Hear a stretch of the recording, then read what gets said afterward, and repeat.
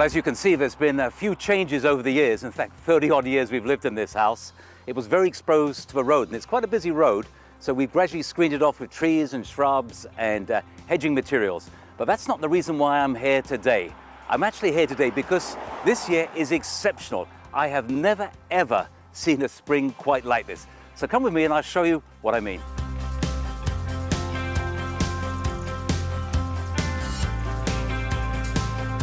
Well, what I want to show you is just the variety of plants that are flowering all at once. I've never seen them all flower together like this. It really does make an excellent show. For example, right down at my feet, we've got the little periwinkle, the Vinca minor, in full blue flower.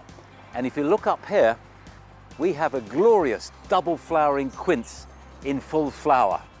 And yet, the maples are all out as well. The Japanese maples are in full leaf. Look at the color of that wonderful orange dream Japanese maple. And right next door to the right of it is a glorious American dogwood, which has its own story to tell. It looked miserable for the first 15 years, but I moved it literally maybe 4 yards out of the wind, and each year it's got better and better and better. Well, here's another little important tip when it comes to planting daffodils or narcissi. There's some early flowering ones which have all frizzled up and don't look particularly nice. There are a lot of these late, particularly these smaller multi-headed flowering narcissi are really very, very pretty, and some of them are extremely fragrant. So the tip is buy some early season, buy some mid-season, and of course, don't forget the late season ones. And even these rhodos want to get in the act. They're never really out this early, but this is a yak. It's one of the lower growing rhododendrons, but it's a pink one, and then it turns white. The pink fades to white. It's really kind of interesting. Okay, let's have a look at these Japanese maples because they look beautiful at the moment. Well, there's nothing more delicate than the filigree leaf of the Japanese weeping maples. I should have been out here a little bit early and done a bit of pruning, but I was caught unawares by the speed at which it opened up. But you can still, at this stage, you can still prune out some odd things, like this branch doesn't look particularly healthy. Every now and then, if it gets too dense, these weepers will actually form complete domes and you won't be able to look inside. If you have got some cross branching or you want to open out, one good cut just to open something out won't be a problem to do this time of year. Behind it are the rhododendrons. We've designed this garden so when you come up the driveway here, it looks nice from this side, but also from the windows. You can see the rhododendrons more from when you're inside. So bear in mind the main viewing point of your garden.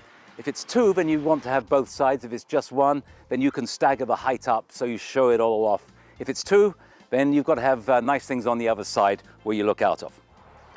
Well, this magnolia still has some pretty flowers on it, though a lot of them have fallen. And that's one of the problems of the big magnolias. When the petals drop, and if you've got lawn underneath it, you've got to rake them up pretty quick, otherwise your lawn's damaged. While I was looking at it, though, I did notice a little disease problem.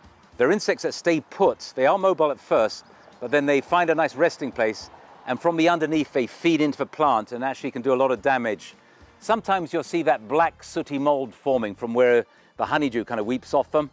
But I've reached a point here where I think I need to probably treat this one, otherwise it could get a little bit damaged by the amount of insects.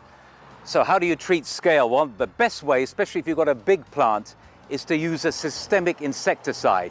And typically an insecticide that you mix with water and you pour around the base of the plant will suck it into its system. The roots will suck it up and it will move up to the branches and it will kill the insects as they feed on the sap inside. Now, just my corner of the eye, I've just noticed my cherry, which has still got flowers on it. This is a cherry, Okami cherry, that flowers incredibly early, and it did. So we're not going to see many flowers, but it is a cherry just covered in little pink blossoms. But now the leaves are out, we're not going to see that. So hard luck, you're a bit too late coming there.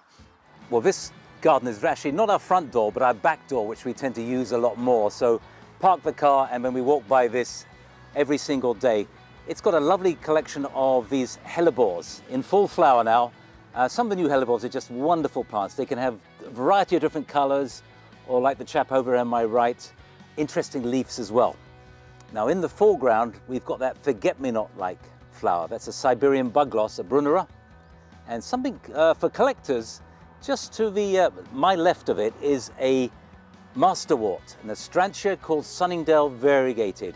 It's a very unusual plant, not easy to get hold of. Produces interesting straw-like flowers, but the leaves are what make it special. Really is very, very nice. It cheers up the garden. And of course, behind me, we've got the wonderful quince. And, oh, over by the window, a little dog. Lily's out to say hello.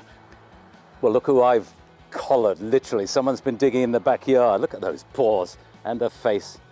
This is the worst digging dog I've ever had, isn't it, Lily? You're a terrible girl.